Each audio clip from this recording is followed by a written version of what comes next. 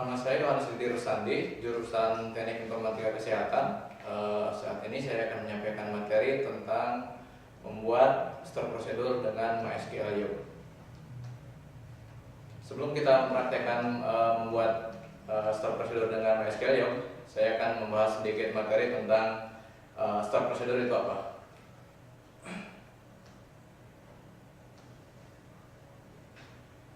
SQL sendiri merupakan kependekan dari struktur query language.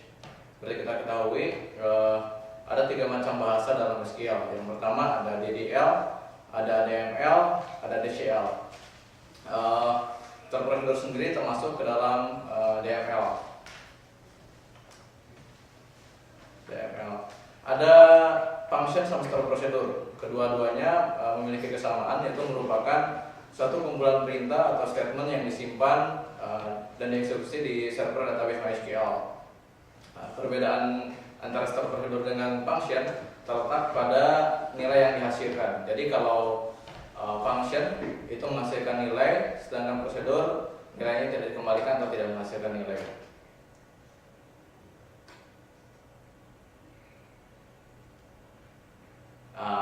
Selanjutnya saya jelaskan bagaimana caranya membuat store prosedur. Kita akan menggunakan SQL Yoke. Cara membuat store prosedur di SQL Yoke sangat gampang. Kita tinggal membuka SQL Yoke-nya. Saya praktekkan bagaimana membuka SQL Yoke. Kita pilih di menu di SQL Yoke-nya. Kemudian kita pilih database yang akan kita gunakan membuat store prosedur. Saya di sini menggunakan database yang telah saya buat, namanya Buah Hati. Kita tinggal konekkan, kemudian tekan yes. Kita akan masuk ke area pembuatan store prosedur. Cara membuat store prosedur, kita tinggal pilih di tab store prosedur, kemudian klik kanan. Kita pilih create store prosedur. Kita akan membuat misalkan store prosedur untuk untuk membuat kelas. Kita tinggal ketikkan saja nama prosedur yang akan kita buat, misalkan kelas seperti ini. Kita kasih keterangan di belakangnya supaya kita mengetahui store prosedur apa yang akan kita buat. UD, kemudian create.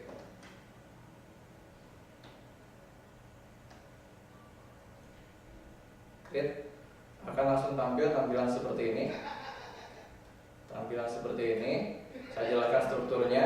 Delimiter ini otomatis terbentuk sendiri bawaan dari SQL Yoke. Kemudian ada statement create. Kemudian ada nama prosedur yang kita buat di sini, kelas 1 AUD. Kemudian ada klausal begin sama end. Begin ini digunakan untuk memulai eksekusi store prosedur, kemudian end untuk mengakhirinya.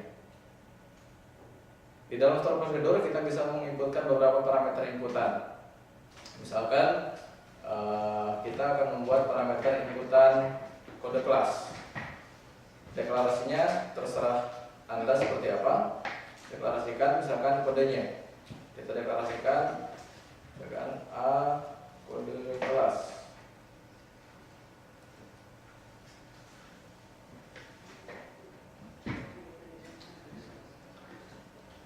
Tentukan tipe datanya. Saya memakai varchar 3. Kemudian saya deklarasikan lagi A nama kelas. Pakai varchar 30. Kemudian saya deklarasikan lagi status A status. Saya kasih tipe datanya karakter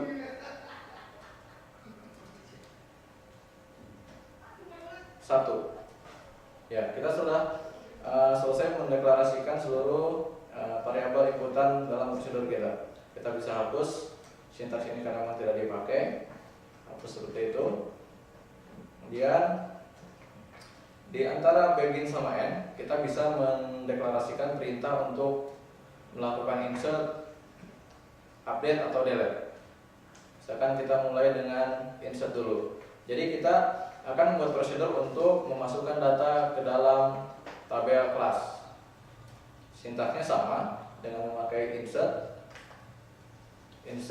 tabel yang dituju, kelas. Kemudian kita lihat akan dimasukkan ke dalam kolom mana. Misalkan kode kelas.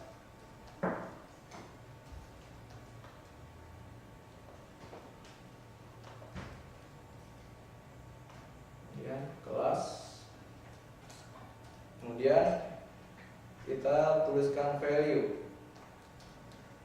Value ini untuk memasukkan parameter yang kita buat tadi ke dalam tabel. Kan kita pilih di sini.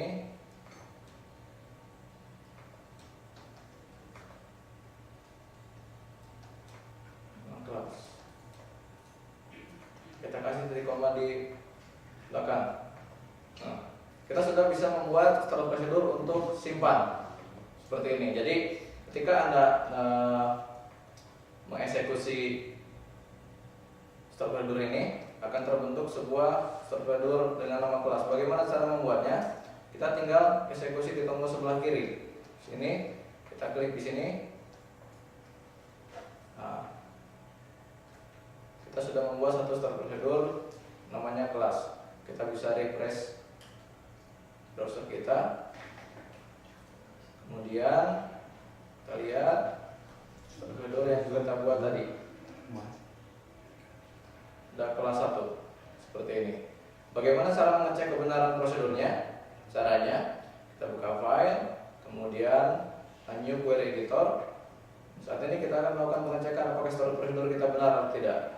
Kita panggil start prosedur kita ketikkan call, kemudian nama start prosedurnya kelas 1 AUD. Kemudian kita inputkan parameter yang kita deklarasikan tadi. Misalkan kodenya 00010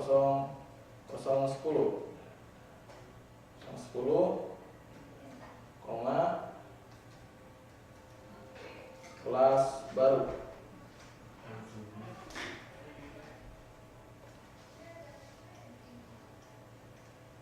Kemudian kita eksekusi, kita blok, kemudian execute. Anda akan melihat di sana ada satu rows effective, artinya start prosedur untuk melakukan penyimpanan ini berhasil mengeksekusi data yang kita masukkan. Kemudian kita lihat apakah datanya sudah masuk atau tidak. Kita buka tabel kelas, klik kanan, open table. Kemudian kelas yang akan inputkan tadi ada di sini 10. Itu prosedur untuk insert. Jika kita akan melakukan edit terhadap start prosedur yang sudah kita buat, kita pilih start prosedurnya, kemudian klik kanan, after start prosedur. Start prosedur Anda akan tampil seperti ini. Kita akan membuat kondisi bagaimana membuat start prosedur untuk update dan delete-nya. Nah, kita sudah memiliki satu variabel di sini status namanya, dan kita kasih kondisi if status sama dengan A misalkan.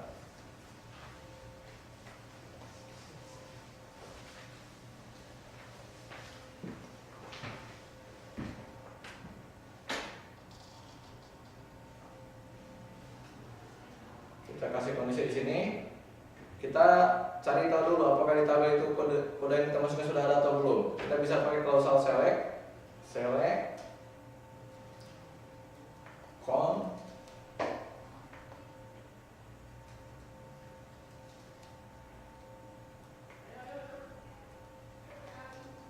from table class.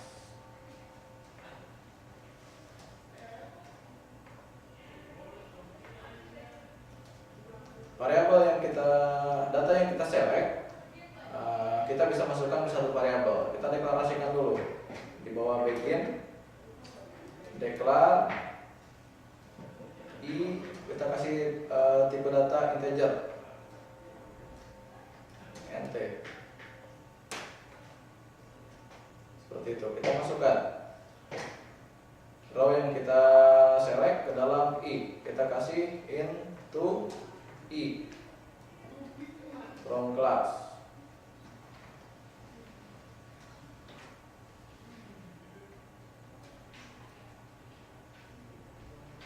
Kemudian kita kasih kondisi apakah kode yang kita select itu sudah ada atau belum. Nah, kita ketik if i is null, then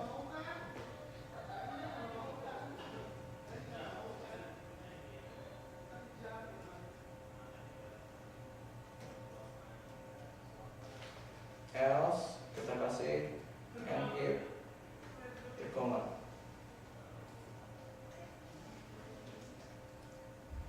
Jika kodenya belum ada, kita bisa melakukan insert ke tabel. Jika sudah ada, kita bisa melakukan update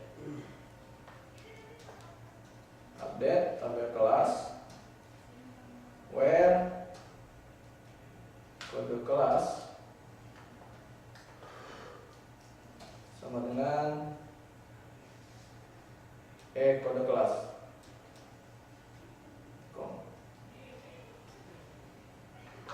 Kita update nama kelas.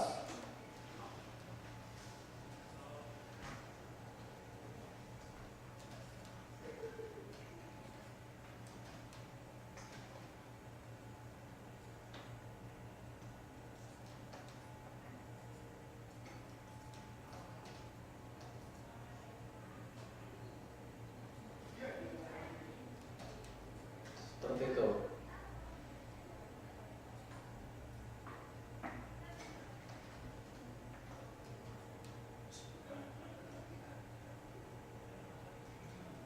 Di atas kita tambahkan kondisi pencarian select count insert into i from class where kode kelas sama dengan kode kelas. Nah, kemudian untuk perintah delete-nya, kita tadi sudah mendeklarasikan di atas. Jika statusnya A, maka sistem prosedur akan melakukan eksekusi insert atau delete. Jika statusnya selain A, maka dia akan melakukan perintah delete. Kita tinggal ketikkan di sini delete from kelas dengan kondisi where kode kelas sama dengan add kode kelas di koma, kemudian kita kasih tutup and if. Kita coba alter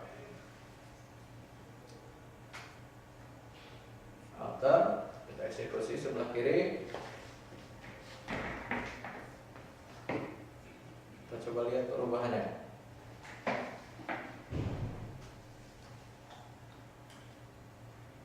Refresh.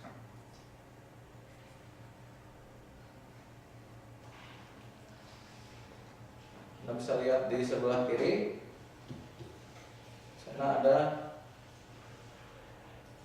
kelas. Kita lihat seperti itu.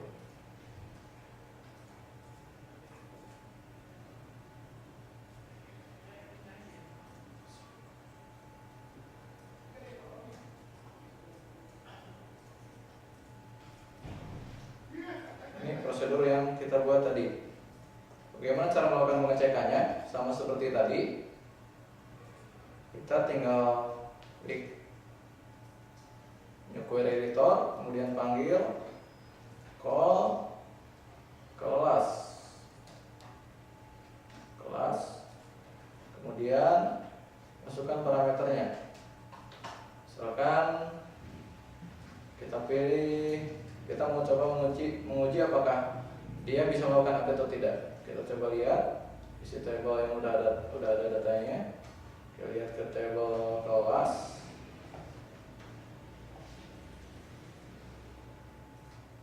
Kita open. Kan kita memakai kode 010. Kita masukkan 010.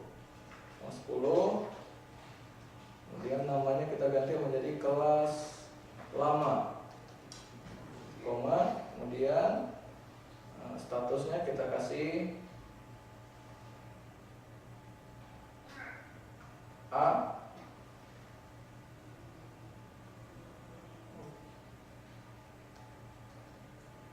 Kasih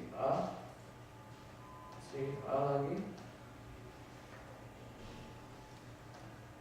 dan kita eksekusi. Nah, kita lihat di table yang tadi, refresh. Nah, kelas baru yang tadi sudah berubah menjadi kelas lama. Artinya store prosedur yang kita bikin sudah bisa untuk update. Lalu kita membuktikan untuk delete-nya. Sama, kita tinggal ketik call kelas AUD, kemudian kita masukkan kodenya 010,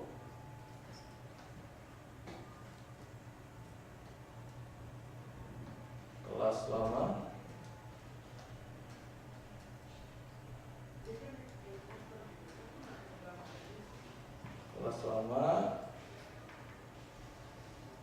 statusnya kita kasih D.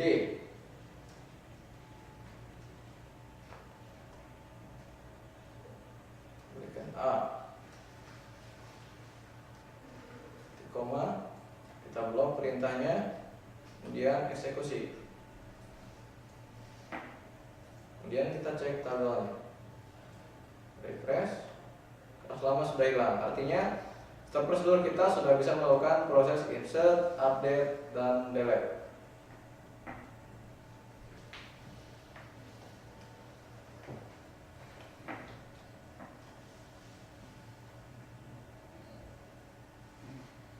Jadi demikian materi yang bisa saya sampaikan mengenai pembuatan store prosedur di MySQL dengan menggunakan SQL. Terima kasih.